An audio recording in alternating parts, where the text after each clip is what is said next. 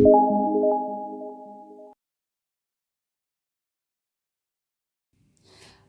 anak-anak Indonesia dimanapun kalian berada, apa kabar kalian semua?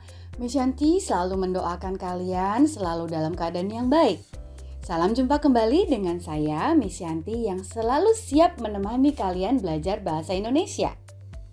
Kali ini Misyanti ingin sekali membantu kalian memahami bacaan dan juga sungguh-sungguh mengerti isi dan susunan bacaan tersebut.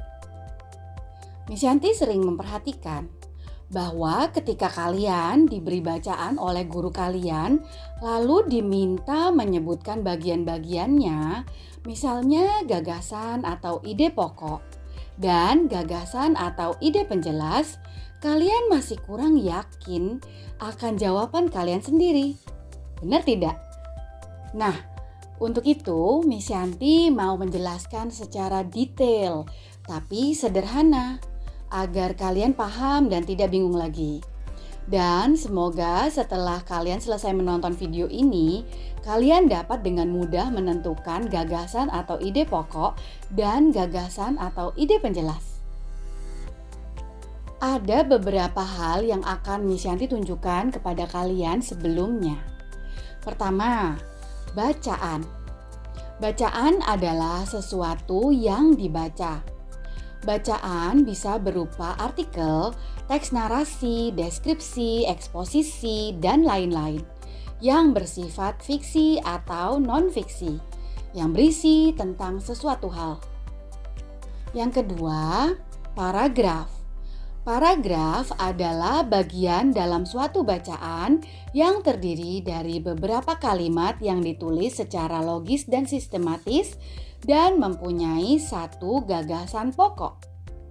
Awal paragraf baru ditandai dengan baris pertama yang menjorok ke dalam atau jarak spasi yang lebih. Ya, kira-kira ukurannya 2 jari lah. Lalu ketiga, kalimat.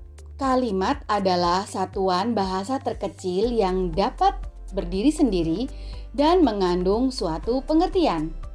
Kalimat terdiri dari kata-kata yang tersusun mengikuti kaidah tata bahasa, di mana seminimalnya terdapat subjek dan predikat. Dalam tiap paragraf terdapat 2 jenis kalimat, yaitu pertama, kalimat utama, dan kedua, kalimat penjelas. Di dalam kalimat utama terdapat gagasan atau ide pokok, dan di dalam kalimat penjelas terdapat gagasan atau ide penjelas. Misyanti gambarkan posisi kalimat utama dan kalimat penjelas dalam suatu paragraf seperti sebuah meja. Kalimat utama yang bisa berada di awal atau di akhir paragraf dianalogikan sebagai daun meja. Biasanya hanya ada satu kalimat utama dalam suatu paragraf. Dalam kalimat utama terdapat gagasan utama yang merupakan ide dasar atau topik yang dibahas dalam paragraf tersebut. Sedangkan kalimat penjelas yang fungsinya mendukung kalimat utama bisa dianalogikan sebagai kaki-kaki meja yang menjadi penunjang daun meja, sehingga semuanya secara satu kesatuan disebut meja. Disebut kalimat penjelas karena kalimat inilah yang membantu menjelaskan kalimat utama. Mungkin beberapa dari kalian bingung karena istilah-istilah ini punya banyak nama lain. Nah, Misyanti perjelas supaya kalian lebih paham ya.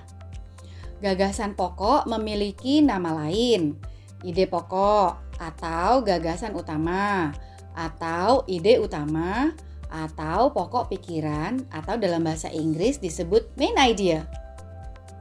Gagasan ini terdapat di dalam kalimat utama yang dalam bahasa Inggris disebut juga dengan istilah topic sentence. Sedangkan gagasan penjelas memiliki nama lain, ide penjelas, atau gagasan pendukung, atau ide pendukung. Gagasan-gagasan yang dalam bahasa Inggris disebut supporting details ada di kalimat penjelas atau pendukung.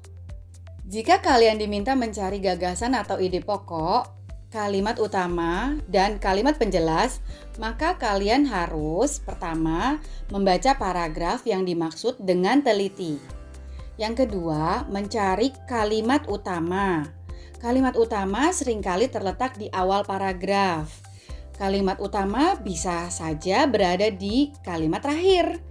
Kalimat utama yang ada di kalimat terakhir biasanya ditandai dengan kata sambung seperti jadi, oleh sebab itu, dengan demikian. Nah, yang ketiga, setelah itu, maka sekarang tentukan gagasan pokok dengan melihat kalimat utama. Karena disitulah terletak gagasan pokok. Berikut ini ada satu paragraf yang bisa kita gunakan sebagai contoh. Mari kita coba cari gagasan pokok dari paragraf ini bersama-sama. Mita berlari ketakutan mencari ibunya. Ia sangat terkejut mendengar suara nyaring dari teko air di dapur. Selain itu, muncul kepulan asap dari teko. Tutup teko itu pun tampak bergerak-gerak dan membuat Mita semakin ketakutan. Mita berteriak sambil mencari ibunya. Kalimat utamanya yaitu Mita berlari ketakutan mencari ibunya. Sedangkan gagasan pokoknya adalah Mita ketakutan. Kalimat penjelasnya antara lain, ia sangat terkejut mendengar suara nyaring dari teko air di dapur. Selain itu, muncul kepulan asap dari teko. Tutup teko itu pun tampak bergerak-gerak dan membuat Mita semakin ketakutan. Mita berteriak sambil mencari ibunya. Nah, setelah ini Miss Yanti akan menunjukkan paragraf kedua sebagai lanjutan dari paragraf yang tadi kita bahas. Coba kalian cari gagasan atau ide pokok dan gagasan atau ide pendukungnya ya. Setelah itu, kalian bisa diskusikan dengan guru kalian di kelas. Setelah mendengar cerita Mita yang ketakutan, Ibu menjelaskan bahwa hal yang dilihat Mita disebut proses penguapan. Peristiwa itu adalah peristiwa alami yang terjadi saat memasak air. Saat air dimasak terlalu lama, air akan mendidih dan berubah menjadi uap air. Uap dan suara yang keluar dari teko yang Mita lihat merupakan penanda bahwa air yang dimasak sudah matang. Bagaimana? Apakah semua sudah lebih jelas? Semoga kalian sekarang sudah tahu cara mencari gagasan atau ide pokok dari suatu paragraf. Terima kasih sudah menonton video ini sampai selesai. Sampai jumpa kembali di video Miss Yanti berikutnya. Dah.